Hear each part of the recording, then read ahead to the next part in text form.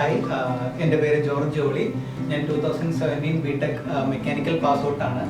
ഞാൻ software testing course ചെയ്യാമെന്ന് തീരുമാനിച്ചപ്പോൾ ഞാൻ എറണാകുളത്തുള്ള 4-5 ഇൻസ്റ്റിറ്റ്യൂട്ടുകളിൽ അന്വേഷിച്ചു. എന്നിട്ട് ഞാൻ അതിൽ ലൂമിനാർ ടെക്നോലാബ് ചൂസ് ചെയ്യാനുള്ള മെയിൻ റീസൺസ് എന്താണെന്ന് വെച്ച് കഴിഞ്ഞാൽ, ഒന്ന് അവരുടെ ഹൈ പ്ലേസ്മെൻറ്റ് റേറ്റ് ആണ്. അത് ഇൻസ്റ്റാഗ്രാം നോക്കിയാൽ നമുക്ക് അറിയാൻ പറ്റും, ഇഷ്ടംപോലെ സ്റ്റുഡൻസ് പ്ലേസ്ഡ് ആവുന്നുണ്ട്.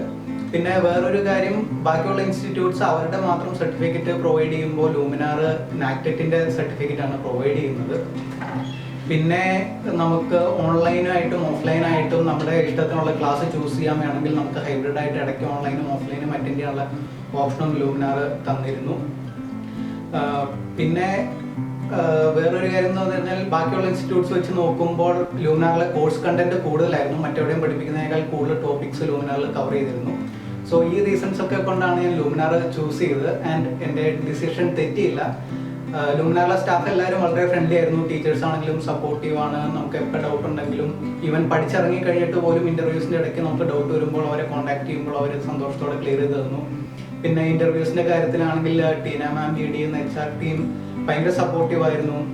രാഹുൽ സാർ ആണെങ്കിലും സപ്പോർട്ടീവ് ആയിരുന്നു. ഞാൻ ബിടെക് മെക്കാനിക്കൽ ആയതുകൊണ്ട് തന്നെ എനിക്കൊരു IT കമ്പനിയിൽ ജോലി കിട്ടാൻ ചാൻസ് ഉണ്ടോ എന്ന് എനിക്ക് പേടിയായിരുന്നു. പക്ഷെ അവരെന്നെ റീഅഷ്യൂർ ചെയ്തു, അവരെ ഇൻ്റർവ്യൂസ് പ്രൊവൈഡ് ചെയ്തു. ആൻഡ് എനിക്ക് സോട്ടിയിൽ പ്ലേസ്ഡ് ആയി.